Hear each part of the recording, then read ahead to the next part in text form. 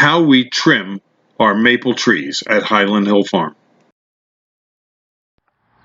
My name is Mike Hurst and this is at Highland Hill Farm, and today we're going to do a little tutorial on how to prune a maple tree.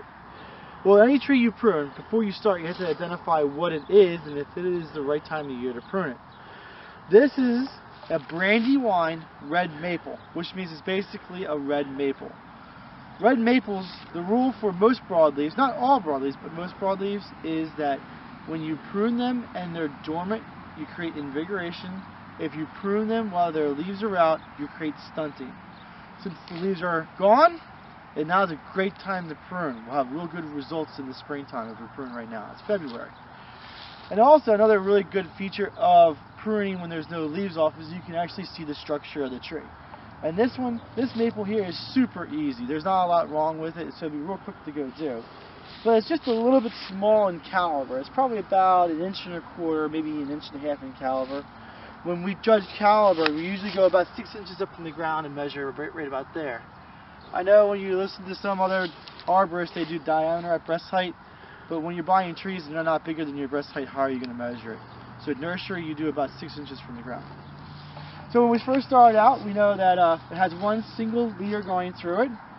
Real easy to define going up. When it gets up here, it gets a little bit iffy, but we'll clean that up as we go through.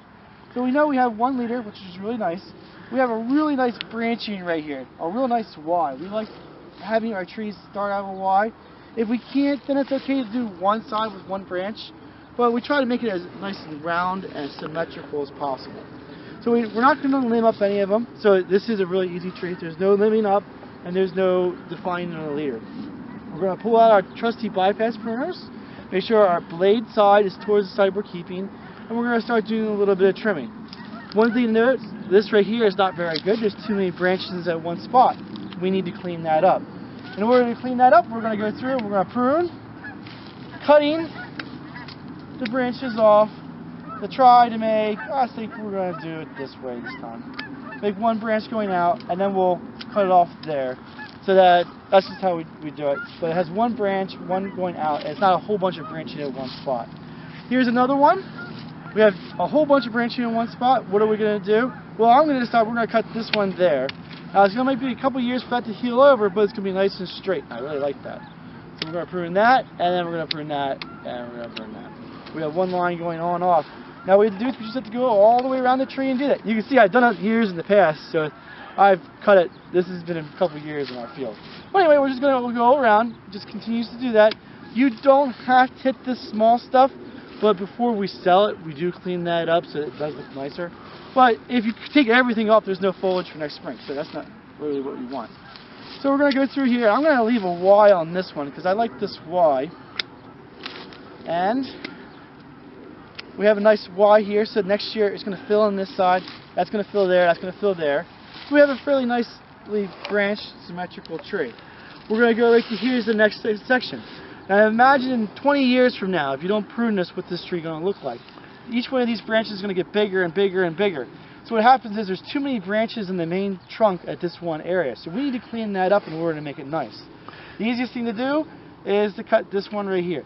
The reason I cut that one right there is because this is symmetrical here, and that's symmetrical there. So that's the one that's odd one out. We remove that. The trunk has the ability to go and twist around, and there won't be any of the girdling due to branching later on in life. So now what we do is we just continue our pruning and tipping back of the tree. Now this is going to be a little bit heavy of a hit, but it is what it is. You see again, there's too many branching in one spot, and oh man, we even have a cross branching. Not to worry, we can fix all that up. Really easy to go do.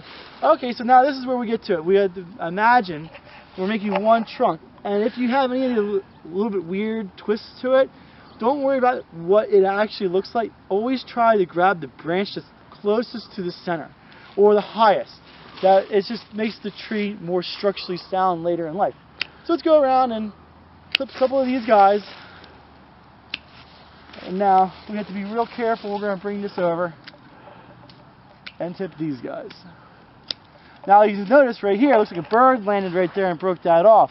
So we don't have a good central leader. So we're going to say, which one's stronger? That one's stronger, We're going to subordinate the prune. We're actually going to knock these two out, and we're going to probably knock that guy to there.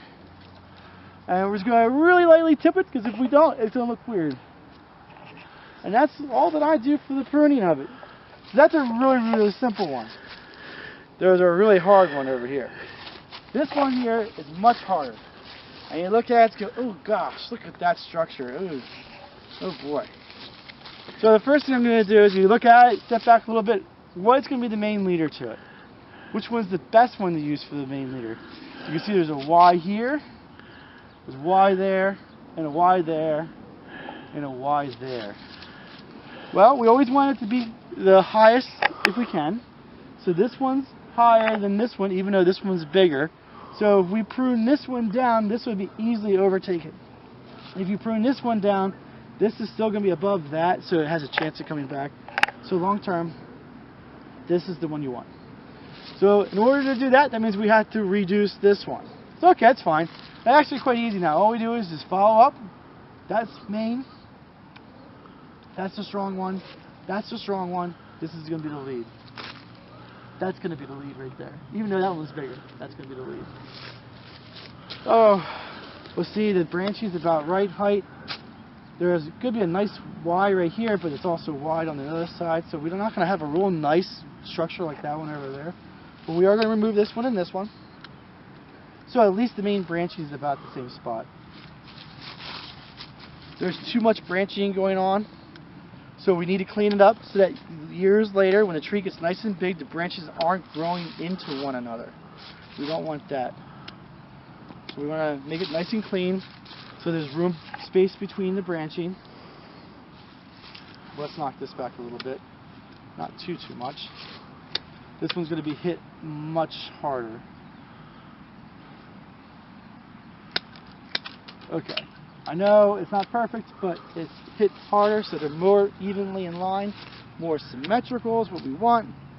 We want a nice looking tree. Whoever is going to buy it, we want to get a nice product as out as possible we can.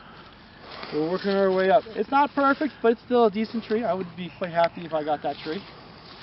Now we're going to work up on this limb. We're going to do one limb at a time, going around and making them into a nice looking tree. This one's almost at the size you would like to sell it. Okay, so we need to do some major pruning on this one now. So this is where it's going to get a little bit rough on the amount that we're going to take off, but we need to take it off in order to make the tree into what we want it to be. And that is a big cut to take off, but we do need to reduce it. And we're going to take that off, and we're going to take that off, with the intent of probably making that into the branch. Ooh, that didn't work out well. So we still have a branch coming up. It is reduced. I don't want that growing too fast. That's the one we want to keep, so we have to do the same one for this one here. Oh, there's a lot of branching here.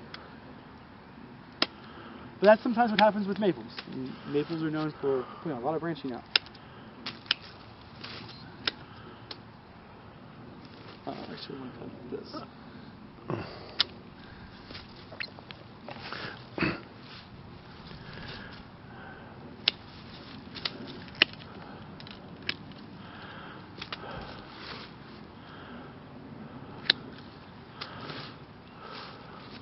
So there's too many branching at that one spot. We need to remove 2 of them probably. Later on in life it doesn't mess it up too much. And then this one here, we're just going to lightly tip. We're probably going to leave that one go because we want it to be growing faster than the rest. We probably won't have to stake it at this particular point of its age in life. It'll probably grow out pretty much straight. That's probably the right way to go after it. That's how I would do it. And next year you should be able to sell it. If you do notice, you see this coming out. All maples, it's called weeping. They all weep when you prune them. Even this one over here. Don't worry too much about it. That's just part of the nature of it. But that's how I would go after pruning a tree. If you need help with plant selections, call us at Highland Hill Farm. We'd be glad to offer assistance.